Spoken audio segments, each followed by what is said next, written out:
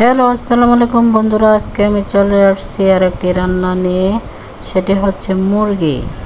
আজকে আমি মুরগি রান্না করব। আপনারা দেখে নেবেন সহজভাবে কীভাবে রান্না করছি। দেখলে বুঝতে পারবেন খুব সহজভাবে দুর্দান্তভাবে রান্না করে ফেলছি অল্প সময়ের মধ্যে। তেল দিয়ে দিয়েছি, পেঁয়াজ দিয়ে দিয়েছি, এখন হলুদ মরিচ দিয়ে দেব। পেঁয়াজ লাল হয়ে গেলে কিছুক্ষণের মধ্যে আমরা চলে আসবো আমাদের হলুদ মরিচ নিয়ে।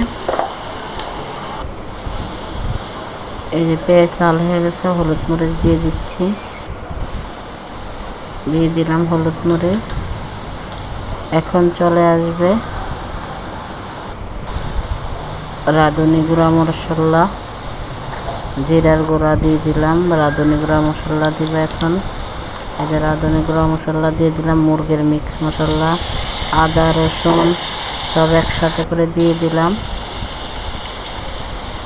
এখন আমরা ঝোল দিয়ে দিব একটু হালকা।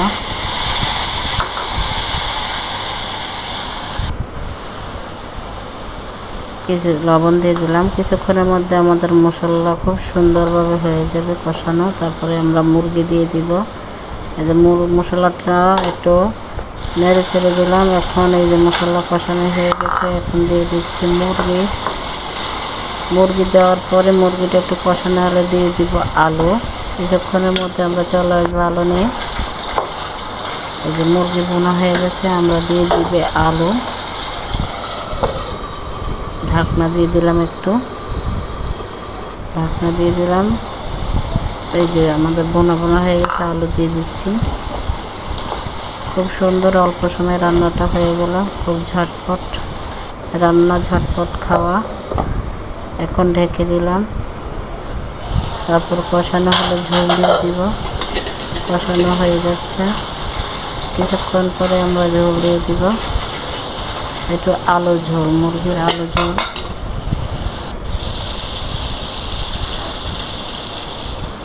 এই দিয়ে দিলাম ঝোল। কিছুক্ষণের মধ্যে বলক চলে আসবে।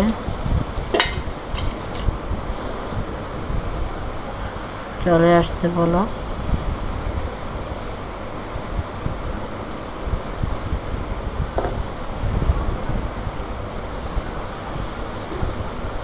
চলে আসছে বলক, দেখতে পাচ্ছেন খুব সুন্দর বলক চলে আসলো। অনেক সুন্দর রান্না হয়ে যাচ্ছে। এখন আমরা খাবার টেস্ট করব কেমন হলো। তাই বাটিটি নিয়ে নিচ্ছি, নিয়ে নিলাম বাটিতে তরকারিটা। খুব সুন্দর হয়েছে, দেখেন কি সুন্দর কালার চলে আসছে। সবাইকে অনেক অনেক ধন্যবাদ আমার ভিডিওটা দেখার জন্য। সবাই দেখে একটু লাইক কমেন্ট করবেন। সবাইকে